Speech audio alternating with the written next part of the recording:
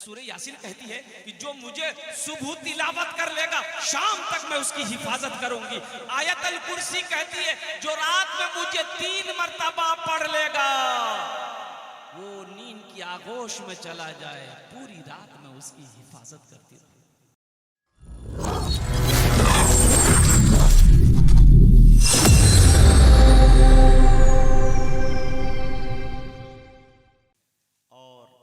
जनाब हज़रत मौलाना सफ़ीउर रहमान साहब भी तशरीफ़ ला चुके हैं। एक ख़तीब जो कलकत्ता से आए आपके दरमियान हैं और काफ़ी देर से आप दूर दराज से आए उनको सुनने के लिए मैं बिला किसी तमहीद व ताख़ीर के जनाब हज़रत मौलाना सोहराब साहब चापदानी कलकत्तवी से गुजारिश कर रहा हूँ कि वो तशरीफ़ लाए।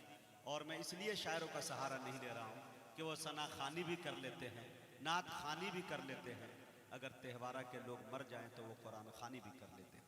बड़े सलीके से पढ़ने का हुनर भी मालूम है उन्हें, लिहाजा मैं गुजारिश कर रहा हूँ हज़रत कि हज़रत तशरीफ़ लाए और अपनी कीमती तकरीर से हम सामईन को नवाजें।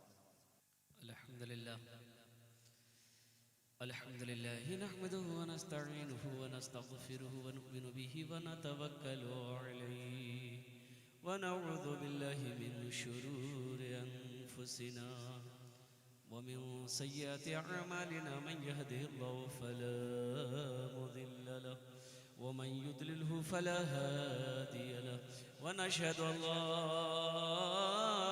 इलाहा इल्लल्लाह वहदहु ला शरीक लहु वनशहदु अन्ना सय्यदना व हबीबना व तबीबना व मौलाना मुहम्मदन अब्दुहु व रसूलुहु अम्मा बअदु फअऊज़ु बिल्लाहि मिनश शैतानिर रजीम बिस्मिल्लाहिर रहमानिर रहीम इन्ना नहनु नज़्ज़लना ज़िक्रा व इन्ना लहु लहाफ़िज़ून वक़ाल अल्लाहु तआला फ़ी मक़ामिन आख़र वक़ज़ा रब्बुका अल्ला तअबुदू इल्ला इय्याहु व बिल वालिदैनि इहसाना सदक़ल्लाहु मौलाना अज़ीम व बल्लगना रसूलुहुन नबियुल अमीनुल मुबीनुल मतीनुल करीम व नहनु अला ज़ालिका लमिनश शाहिदीन वश्शाकिरीन वल्हम्दुलिल्लाहि रब्बिल आलमीन।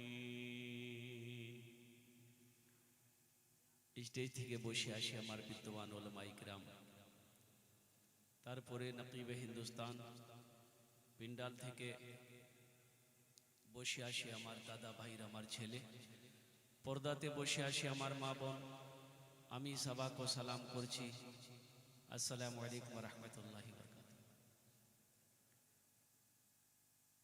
আজকে বাংলাতেই তাকরীর করব আমি, है ना। देखिए मुझे जो दावत मिली थी वह 8 मार्च की, आज तकरीर करने खड़े हुए 9 मार्च को। আমি আপনার মেহমানের একরাম করো, এটা নবীর সুন্নাত আছে। একটু রিকোয়েস্ট করব, যদি আপনারা মানবেন বলবো, না মানবেন বলবো না, বলবো মানবেন।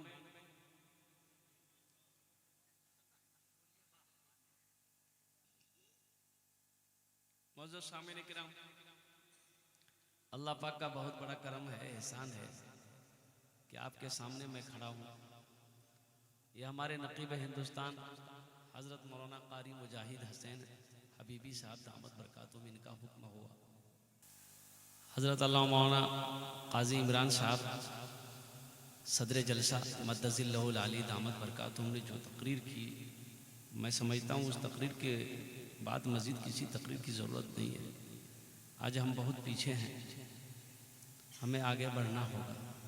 बहुत सारी कमियां हमारे अंदर है जो उसे दूर करनी होगी। इंशाअल्लाह कुछ कहेंगे, बद्दुआया कलिमात के चंद अशार। गुनाहों पे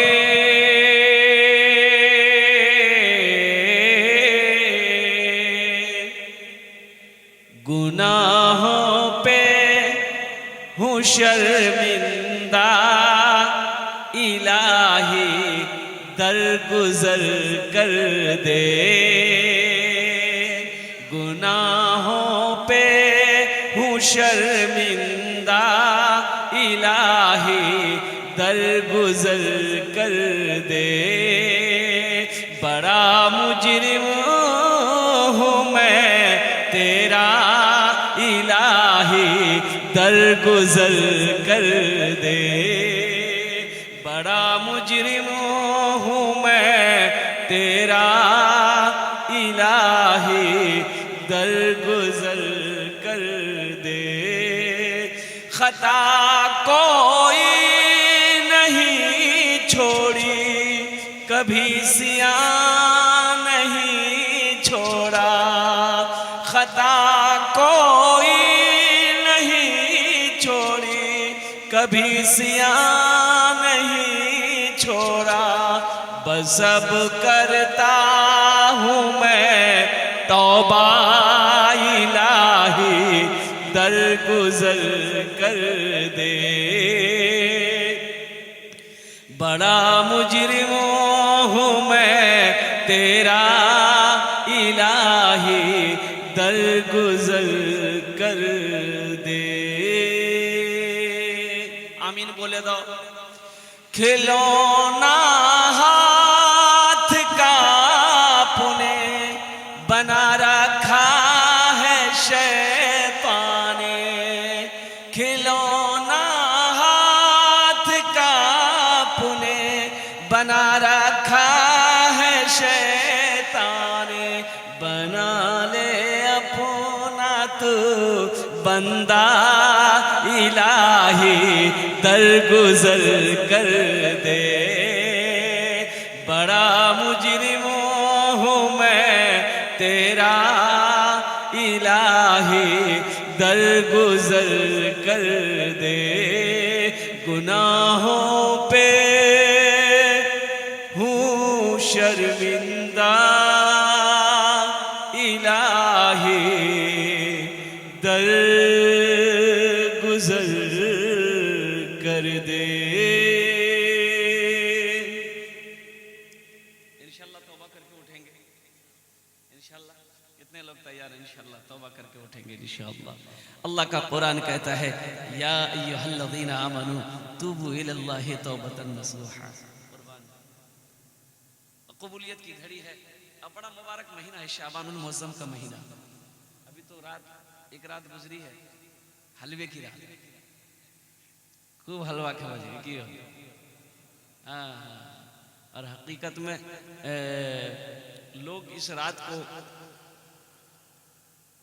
फजूल कामों में कहिए खाने पीने के चक्कर में ज़ाय कर देते हैं, जो इस रात को करना चाहिए। तो मुअज़्ज़ज़ सामीन इकराम, अल्लाह का करम है ये तौबा करके उठना मेरे नौजवान। बनी इसराइल के ज़माने में अल्लाह के नबी सल्लल्लाहु अलैहि वसल्लम इरशाद फरमाते कि बनी इसराइल के ज़माने में एक बहुत बड़ा गुनहगार था। 99 आदमी को कत्ल कर चुका था, 99 आदमी को मार चुका था। आखिर था इंसान था और रातों को सोया, नींद नहीं आई और सुबह हुआ। वो एक आबिद राहिब के पास पहुंचा कि शायद दुनिया है मैं तौबा कर लूं, अल्लाह मेरी तौबा कबूल कर ले, नहीं तो मरने के बाद मेरा अल्लाह पूछेगा, मेरा अल्लाह पूछेंगे हमसे कि तुमने 99 आदमी को क्यों मारा। मैं क्या जवाब दूं? भाई मौत तो बरहक है, मरना तो सबको है। तो एक आबिद के पास गया, राहिब के पास, बोला कि क्या बात, किस काम से आए? बोला कि बस एक मसला पूछनी है। बोला हाँ पूछो, क्या मसला है? बोला मसला यही है कि मैं 99 आदमी को मार चुका हूँ। तो राहिब ने कहा फिर यहाँ क्या करने आया? बोला कि मसला पूछने आया, मैं तौबा करना चाहता हूँ, क्या मेरी तौबा कबूल होगी? तो उस राहिब ने कहा कि शर्म करो, 99 आदमी को मार के आया है तौबा करने, तेरी तौबा कबूल नहीं होगी। तो ये राहिब बोला कि अच्छा तौबा कबूल नहीं होगी, जब तौबे कबूल नहीं होगी तो 99 कह रहेगा, हम 100 कहने मारेंगे। निकाला तलवार, राहिब का भी गर्दन उड़ा दिया। भाई कितने हो गए? 100 हो गए। फिर कुछ महीने गुजरे और कुर्बान जाइए, आखिर इंसान था, सोचने लगा कल को मेरी मौत हो जाएगी, अल्लाह पाक अपने कटघरे में खड़ा करेंगे, अल्लाह पूछेंगे तो मैं रब को क्या जवाब दूंगा। एक आलिम के पास पहुंचा मसला पूछने के लिए। मेरे नौजवानों, मेरे भाइयों, आलिम की कद्र करो, आलिम की कद्र करो, उलमा की कद्र करो। ये जो उलमा आपके सामने बैठे हैं, देखिए जिस तरीके से माँ बाप के चेहरे को देखना सवाब है, कुरान को देखना सवाब है, खाने काबा को देखना सवाब है, उसी तरीके से आलिम के चेहरे को देखना भी सवाब है। अल्लाह तौफीक दे तो उलमा की कद्र कीजिए और अल्लाह अल्लाह तौफीक दे तो आपने आइम्मा के इकराम कीजिए, उनकी भी कद्र कीजिए। अल्लाह तौफीक दे तो मदरसे में पढ़ने वाले बच्चों का भी आप इकराम कीजिए, उनकी भी इज्जत कीजिए। इसलिए कि मदरसे में पढ़ने वाला जो बच्चा होता है वो कोई आम बच्चा नहीं है, ये वो बच्चा है जब रास्ते में चले तो अल्लाह के मासूम फरिश्ते इसके कदमों के नीचे अपने पर को बिछा देते। बड़ा मकाम है, बड़ा मकाम है। तो बताया गया कि आलिम के पास पहुंचा तो उस आलिम से पूछा कि हजरत एक मसला पूछनी है। क्या पूछो? क्या हजरत मैं 100 आदमी को कत्ल कर चुका हूँ, अब मैं तौबा करना चाहता हूँ, क्या मेरी तौबा रब की बारगाह में कबूल होगी कि नहीं? उस आलिम ने निगाह उठाई, फरमाया कि हाँ, तौबा का दरवाज़ा खुला हुआ है, तेरी तौबा रब की बारगाह में कबूल हो जाएगी। बड़ा खुश है, लेकिन फरमाया कि इस बस्ती में नहीं, इस जगह तेरी तौबा कबूल नहीं होगी। वो बस्ती देख रहा है, कहा कि मैं देख रहा हूँ, कि चला जा उसी बस्ती, उस बस्ती के अंदर में दीन के दाई लोग रहते हैं, तबलीग वाले लोग रहते हैं, अल्लाह वाले लोग रहते हैं, उनकी सोहबत में रह जाकर वहां तौबा कर, तेरी तौबा को अल्लाह अपनी बारगाह में कबूल फरमा लेगा। बड़ा खुश हुआ, उस बस्ती से निकला और कुछ कदम चला होगा, मुंह के बल गिरा, मुंह के बल गिरा, जिसमें से रूह परवाज कर गई। सफर है लंबा, कोई साथी नहीं मिलता, अकेला है दूल्हा, कोई बाराती नहीं मिलता, अकेला है दूल्हा, कोई बाराती नहीं मिलता। उठना चाहो ना पाया, जिसमें से रूह परवाज कर गई। जन्नत के फरिश्ते आ गए, जहन्नुम के फरिश्ते आ गए। जन्नत के फरिश्ते कहने लगे मैं इसे जन्नत में लेकर जाऊंगा। जहन्नम के फरिश्ते ने कहा कि नहीं नहीं, 100 आदमी का कातिल है, ये 100 आदमी को मार चुका है, ये जहन्नम में जाएगा।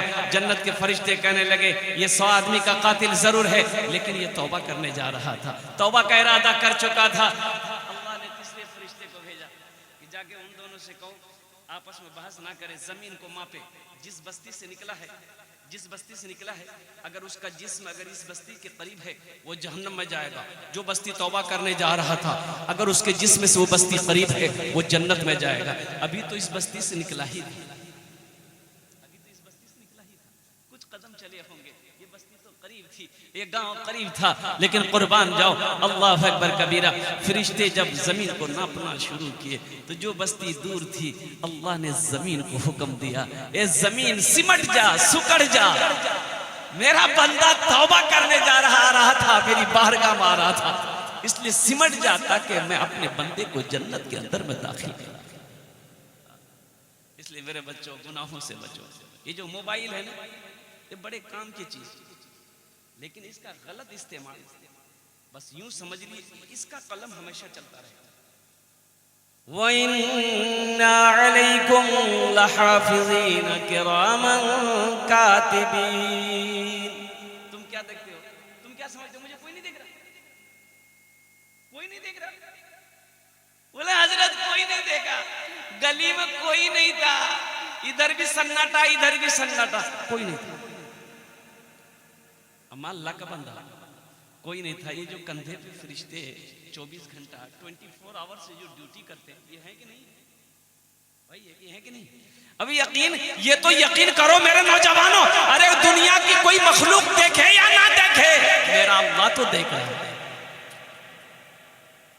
मेरा अल्लाह तो देख रहा है। एक पीर साहब थे, एक मुरीद से बहुत मोहब्बत करते थे, तो और मुरीद ने उनसे, उस मुरीद से जलने लगे, भाई मुरीद तो हम लोग भी हैं, लेकिन आखिर क्या वजह है कि पीर साहब इनसे ज्यादा मोहब्बत करते हैं। तो ये बात पीर साहब के कानों में पहुंच गई कि कुछ लोग जो है 2 4 5 आदमी इससे हसद करते हैं।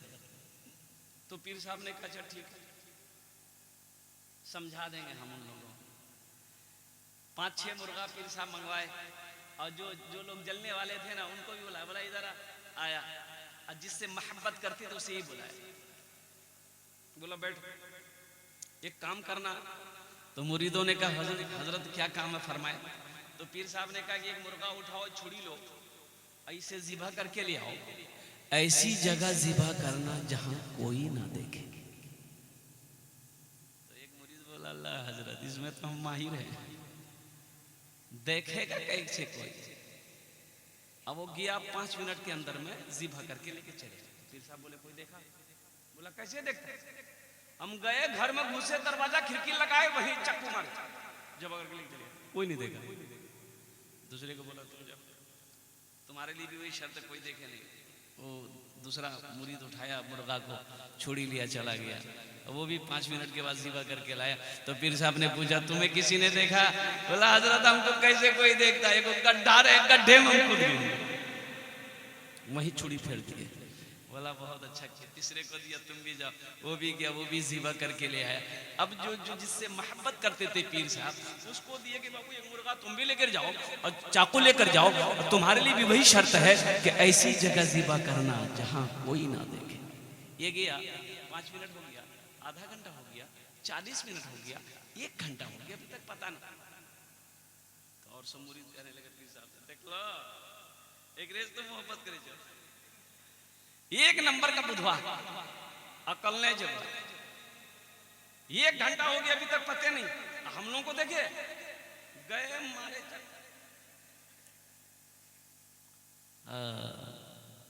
1 घंटे के बाद वो आया तो देखते हैं कि मुर्गा जिंदा लेके आ रहा है। मुर्गा जिंदा है, ज़िबा नहीं किया। तो लोग और हंसने लगे कि हजरत देखिए 1 घंटा के बाद आया, फिर भी मुर्गा ज़िबा नहीं किया। तो पीर साहब ने पूछा कि बेटा मुर्गा ज़िबा क्यों नहीं किया? कहा कि हजरत मुर्गा मैं ज़िबा कर देता, लेकिन आपने शर्त ही ऐसी रख दी थी कि ऐसी जगह ज़िबा करना जहां कोई ना देखे। हजरत मैंने जहां भी इसे ज़िबा करने की कोशिश की, उस वक्त मेरा ईमान कह रहा था कि दुनिया की कोई मखलूक देखे या ना देखे, मेरा अल्लाह देख रहा है, इसलिए मैंने ज़िबा नहीं किया। पीर साहब बड़े खुश में खड़े होकर सीने से लगा लिया और लोगों से कहा कि देखो यही वजह है कि मैं इससे ज्यादा मोहब्बत करता हूं।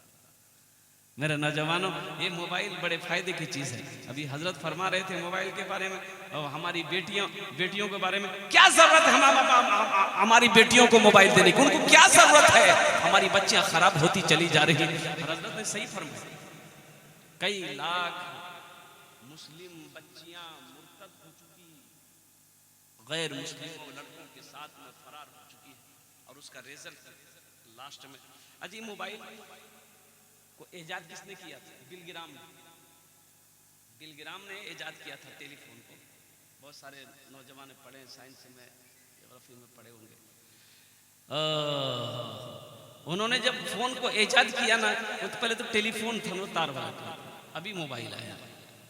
तो इसलिए मेरे नौजवानों, इस मोबाइल को सही इस्तेमाल करो। देखो जिंदगी का कोई भरोसा नहीं है, कब ये आंखें बंद हो जाए कहना मुश्किल है, कब ये सांसें रुक जाए कहना मुश्किल है।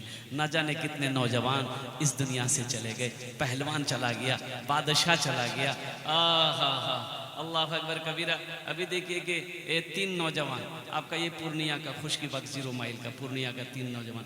अब वो जिस लड़के की शादी होने वाली थी, 23-24 साल का लड़का था, जिम खटता था, ये बॉडी थी उसकी, सोहेल नाम था लड़के का। अब वो लड़का, उसकी शादी थी, कल बारात निकलनी, कल सुबह 10-11 बजे बारात निकलनी थी। अब उसके 2 साथी रात 7:30-8 बजे उसके घर पे आए, बोले कि भाई थोड़ा चलना, बाजार मार्केट चौक पे चलना, आते हैं वहाँ से। तो इनकी माँ ने मना कर दी, नहीं कल मेरा बेटा दूल्हा बनेगा, आज कहीं नहीं जाएगा। तो साथी लोग बजीद हो गए कि तू नहीं जाएगा तो काम नहीं होगा, चल बस 10 मिनट में जाएंगे, यूं आए। दोस्त की बात को काट ना सका। कपड़ा उसी बदन में, वो शादी से पहले लगाते हैं ना, क्या लगाते हैं बदन में? हल्दी लगाते हैं, लुटन लगाते हैं, हल्दी लगाते हैं। उसी बदन में कपड़ा पहना, और तीनों साथी एक ही मोटरसाइकिल में बैठे। एक गोल चक्कर है पूर्णिया में, एक सिलीगुड़ी, इधर कटिहार, इधर अररिया, इधर पूर्णिया। उससे कुछ आगे बढ़ा होगा, रात का समय 8-8:30 के करीब हुआ होगा। पीछे से तेज रफ्तार से गाड़ी आई, ऐसी टक्कर मारी, तीनों दोस्त स्पॉट। नौजवानों, जिंदगी का कोई भरोसा है, कोई ठिकाना है? रब से लौ लगो, अल्लाह से मोहब्बत करो, अल्लाह के रसूल जनाब मुहम्मदुर रसूलुल्लाह सल्लल्लाहु अलैहि वसल्लम से मोहब्बत करो। अल्लाह के नबी ने इरशाद फरमाया, तुम दुनिया में इस तरीके से रहो जैसे कोई मुसाफिर रहता हो, जैसे कोई मुसाफिर जिंदगी गुजारता हो, इस तरीके से अपनी जिंदगी को गुजारो। गुनाहों को छोड़ो, गुनाहों को छोड़ो, गुनाहों के रास्ते को छोड़ो। अल्लाह का बहुत सारे इसमें कितने नौजवान ऐसे हैं बैठे हुए हैं, अल्लाह अकबर कबीरा, कि जिसके सुबह का आगाज कुरान की तिलावत से हुआ। कुरान एक जिंदा मौजज़ा है। आखिर क्या वजह है इन बच्चों के सर पे पगड़ी बांध दी गई? आपने कभी देखा किसी का बेटा डॉक्टर बना हो, इंजीनियर बना हो, प्रोफेसर बना हो, वकील बना हो, जलसा सजाया गया हो और डॉक्टर साहब के सर पे पगड़ी बांधी गई हो? कभी देखे? जो एमए किया है उसके सर पे आपने नहीं देखा, कहीं नहीं देखा कि वकील साहब हैं, ये मास्टर साहब हैं इसलिए जलसा सजाया गया, इसके सर पे पगड़ी बांधी जाएगी, नहीं देखा होगा। क्या वजह है कि एक रिक्शा चलाने वाले का बेटा, ये ठेला चलाने वाले का बेटा, घर में छप्पर नहीं है, उसका बेटा हाफिज कुरान हुआ, हजारों लोगों को जमा किया जाता है और बड़े जय्यद आलिम दीन बुजुर्गान दीन से दिन के हाथों से उसके सर पे पगड़ी बांधी जाती है। आखिर वजह क्या है? तो पता ये चला कुरान ये कहता है कि जो हमसे जुड़ जाता है, जो हमें सीने से लगा लेता है, जो हमसे मोहब्बत कर लेता है, हम उसे जमीन की पस्ती से उठाकर आसमान की बुलंदी पे पहुंचा देते हैं। कुरान का ये जिंदा मौजज़ा है। इसलिए मेरे नौजवानों, मेरे बच्चों, कुरान पढ़ो, कुरान पढ़ो। खैरुकुम मन तअल्लमल कुरान व अल्लमहु। अल्लाह के नबी सल्लल्लाहु अलैहि वसल्लम ने इरशाद फरमाया, तुम में सबसे बेहतर वो है जो कुरान सीखे, दूसरों को सिखाए। देखिए, आप अंग्रेजी भी पढ़िए, अंग्रेजी पढ़िए, मना नहीं है, लेकिन बाज लोग अंग्रेजी के चक्कर में बच्चे को कुरान नहीं पढ़ाते। मैं 18 साल से इमामत करता हूँ और मेरे मोहल्ले के एक लड़के का कोई साथी था, वो लोग कलकत्ता में पढ़ते हैं और इंजीनियरिंग कर रहे थे। तो दोस्त के घर पे आया था, तो नमाज पढ़ने के लिए मस्जिद आया, तो नमाज के बाद मुसाफा वगैरह हुआ, सलाम दुआ हुई, तो मैंने उस बच्चे से कहा कि बेटा कहो कैसे? बोला हज़रत दुआ कीजिएगा, हम तो नथिंग हैं, हम तो कुछ जानते नहीं है, इस्लाम के बारे में हमें कुछ पता नहीं है। तो भाई तुम्हारा नाम क्या है? बोला कि मेरा नाम अब्दुल्ला है। लेकिन अब्दुल्ला नाम तुम्हारा है, लेकिन इस्लाम के बारे में तुम्हें कुछ पता नहीं। बोला हजरत क्या करें, मेरा घर क्या कहते हैं कि आगरा के एक जगह है, कौन सी जगह, कड़हल, बोला वहाँ मेरा घर है, लेकिन इत्तेफाक ये कि बचपन से मैं हमेशा इसी लाइन में रहा, कुरान नहीं पढ़ा, दीनी तालीम हासिल नहीं किया, और जिसकी वजह से मैंने कहा बेटा कलमा वगैरह तुमको याद होगा, तो बोला कि अफसोस का मकाम है, हमें कलमा भी नहीं है, ये अफसोस का मकाम है।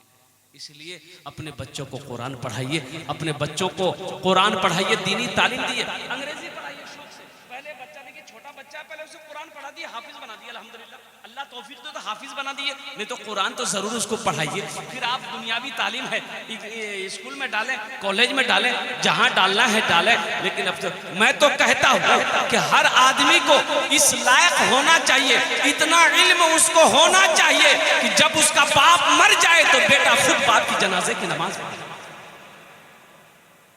आज अफसोस का मकाम नहीं है, नौजवान बेटा है, बाप इंजीनियर बनाया, वकील बनाया, दुनिया का पानी की तरह पैसा खर्चा किया, अब जब बाप का इंतकाल हुआ, बेटा घर पे आया, बाप के जनाजे को कंधा तो दिया, जनाजे की नमाज तो पढ़ा, लेकिन अफसोस का मकाम यह है कि जनाजे की दुआ ना पढ़ सका।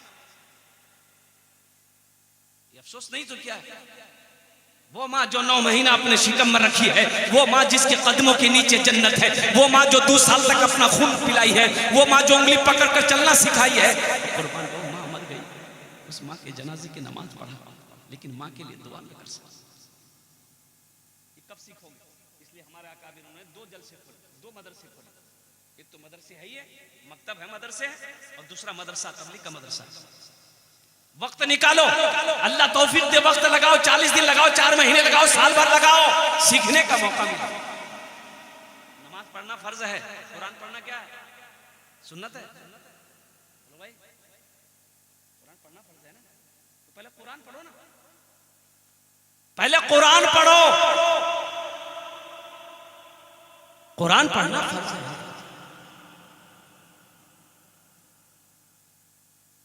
बच्चे को आप इंग्लिश मीडियम स्कूल में डालते हैं, और क्या अदब सिखाया जाए? किसी की बुराई नहीं मेरे भाई,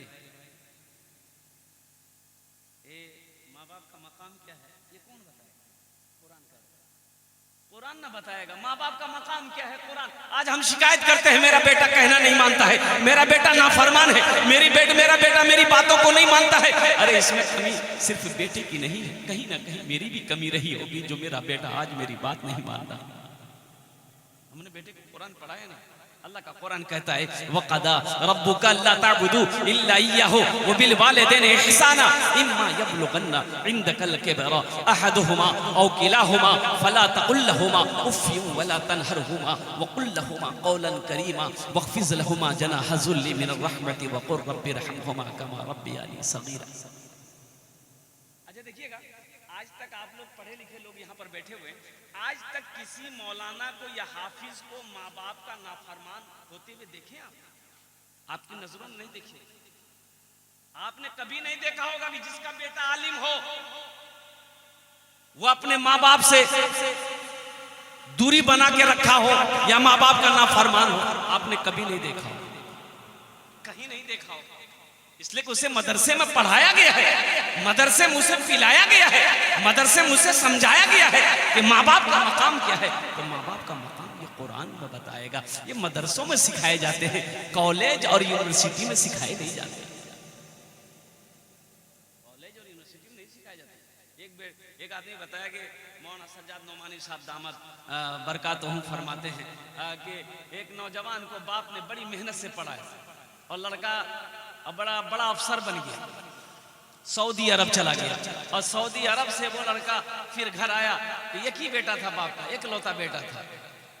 बाप ने बेटे की शादी करा दी।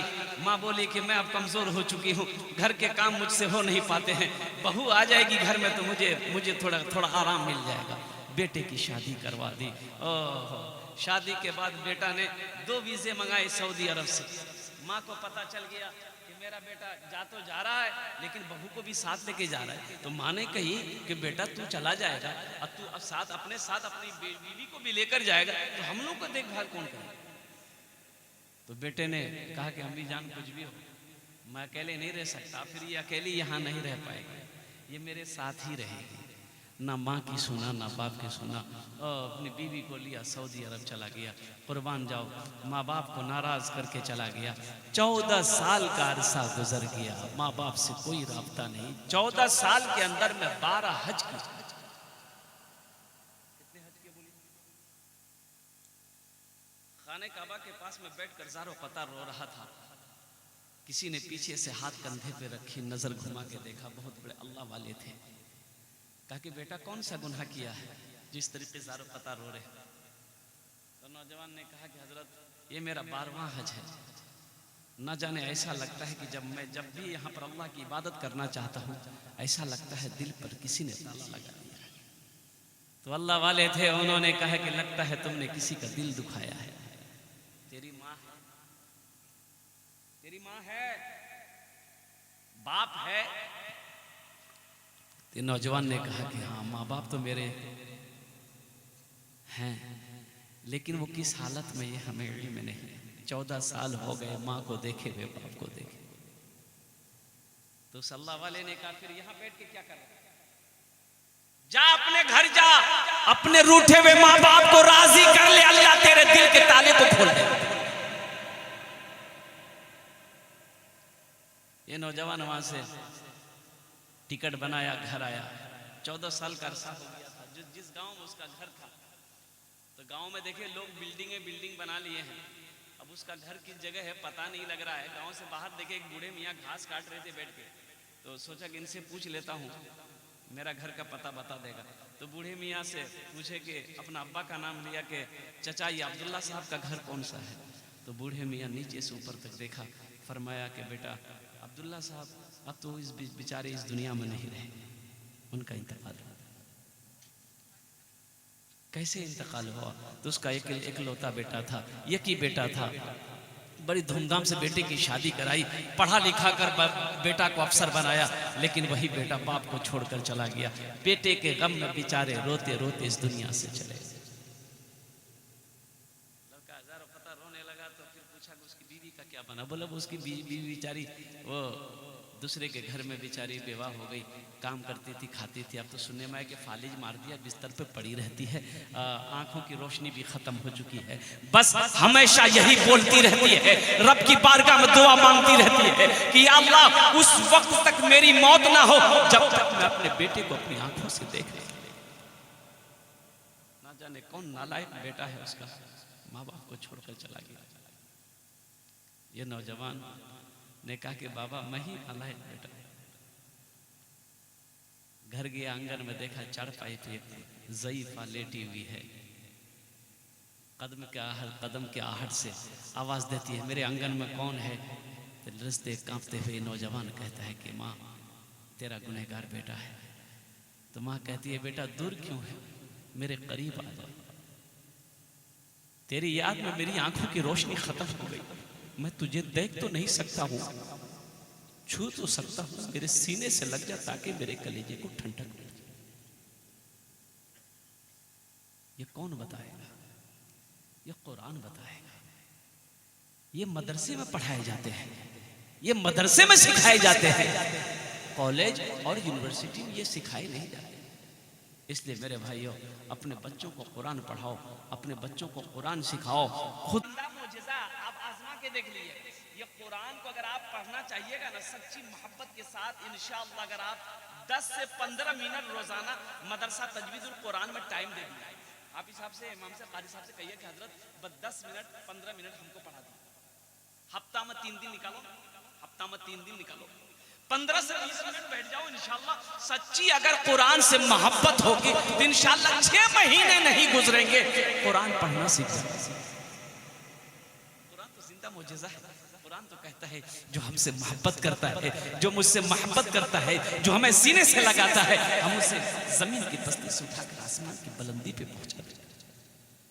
आज हमारे घर में बरकत नहीं है, हम शिकायत करते हैं कि हजरत दुआ कीजिएगा मेरे घर में बरकत नहीं, परेशानियां बहुत हजरत। बरकत होगी कहां से? हमने बरकत वाली किताब रखा है लेकिन बरकत वाली किताब को पढ़ना छोड़ दिया है। अल्लाह के रसूल इरशाद फरमाते जिस घर में सूरह वाक़िया की तिलावत हो जाए उस घर में कभी फाका नहीं,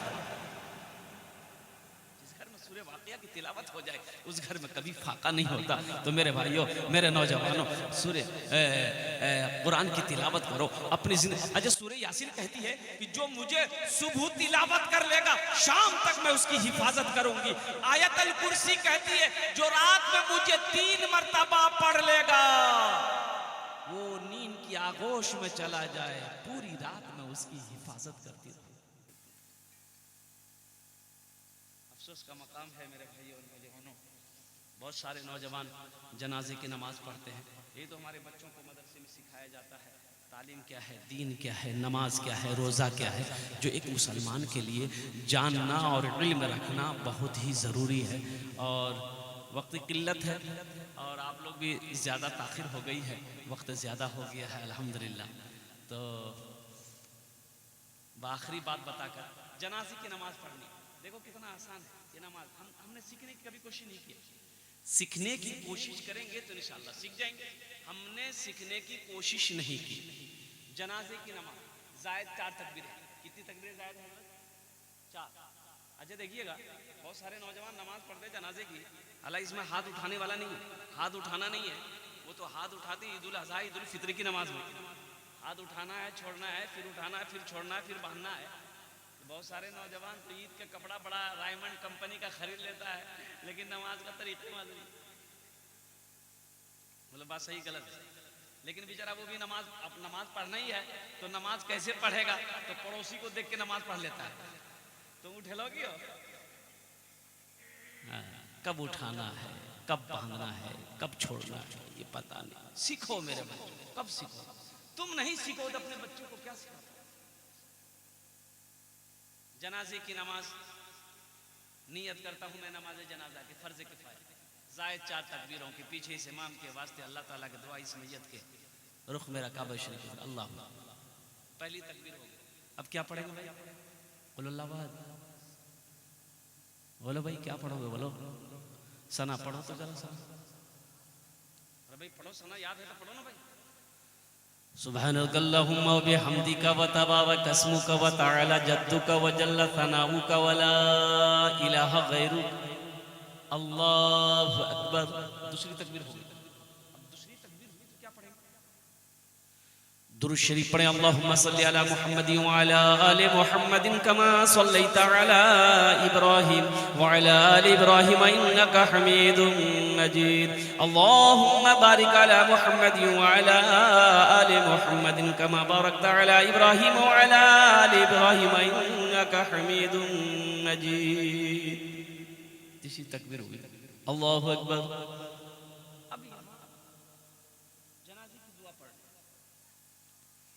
अल्लाहुम्मा इग़फिर लि हय्यिना व मय्यतिना व शाहिदिना व गाइबिना व सग़ीरिना व कबीरिना व ज़करिना व उन्साना। अल्लाहुम्मा मन अहयैतहु मिन्ना फ़अहयिही अलल इस्लाम व मन तवफ़्फ़यतहु मिन्ना फ़तवफ़्फ़हु अलल ईमान। चौथी तकबीर हुई, अल्लाहु अकबर। अस्सलामु अलैकुम व रहमतुल्लाह। अस्सलामु अलैकुम व रहमतुल्लाह। कोई मुश्किल है भाई? नमाज कोई मुश्किल है?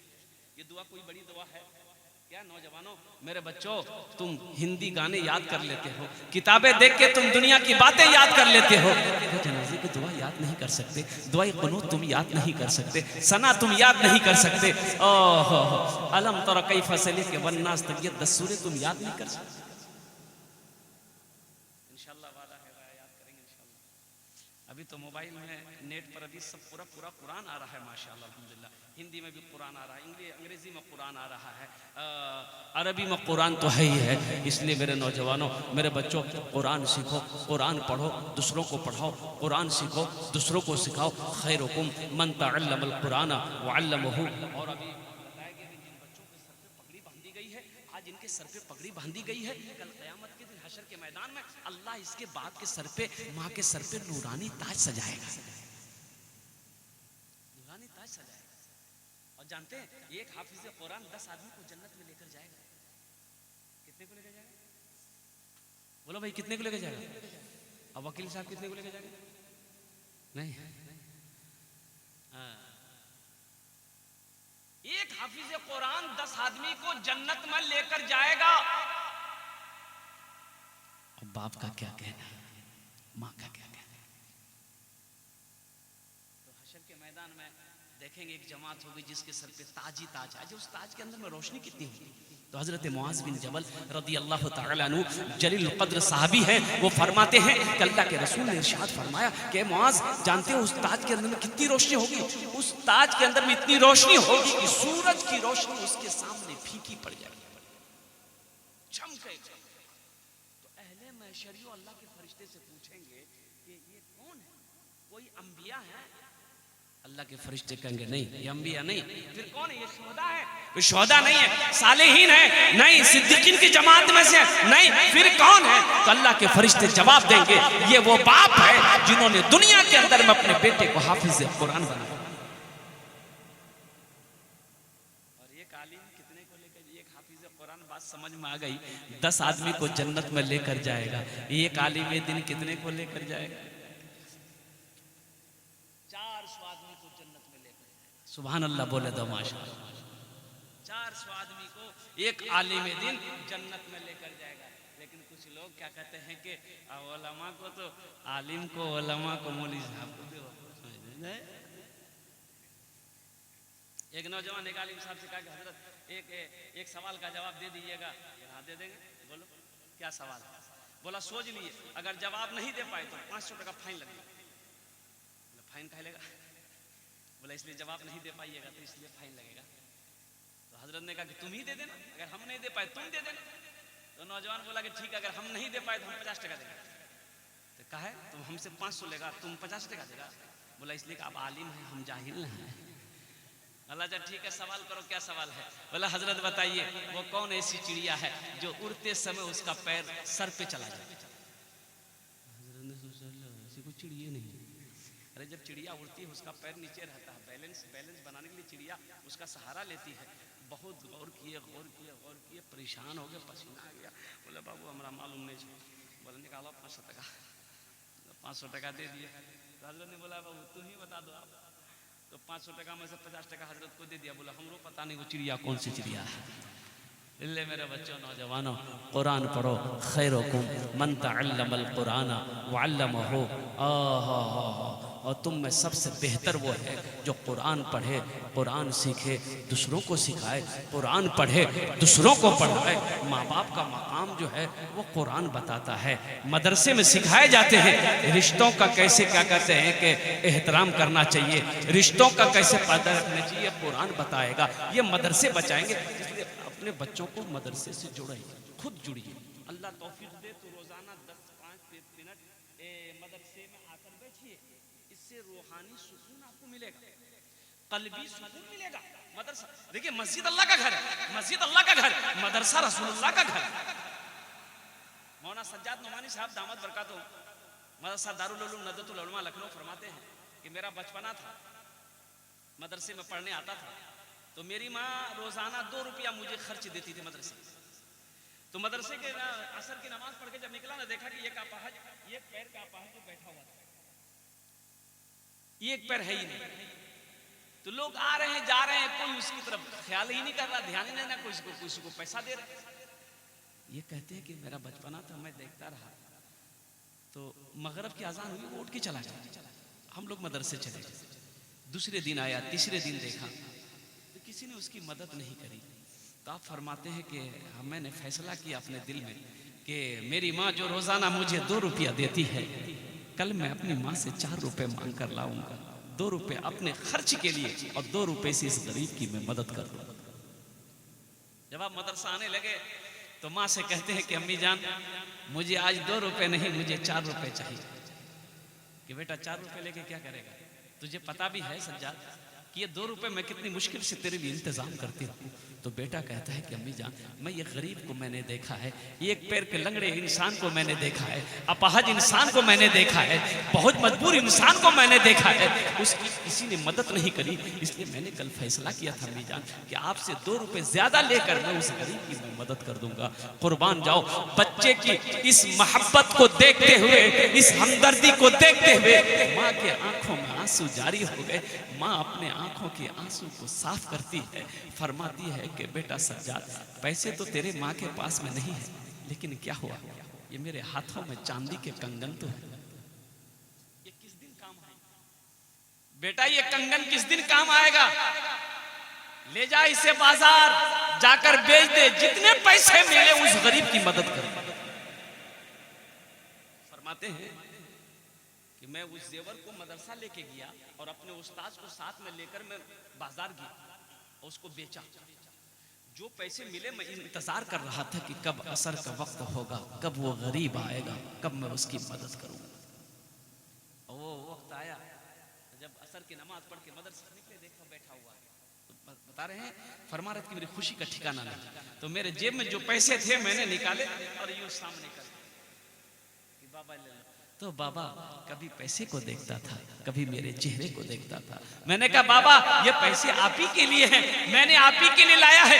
तो बाबा कहता कि बेटा मैं कोई मांगने वाला फकीर नहीं हूं। बाबा फिर आप कौन हो? फिर इस मदरसे के गेट पे क्यों बैठे हो? तो बाबा रोते हुए कहता कि बेटा मैंने उलमा से सुना है कि मदरसा जनाबे मोहम्मदुर रसूलुल्लाह सल्लल्लाहु अलैहि वसल्लम का घर है, हशर का मैदान होगा, नफ्सी नफ्सी का आलम होगा।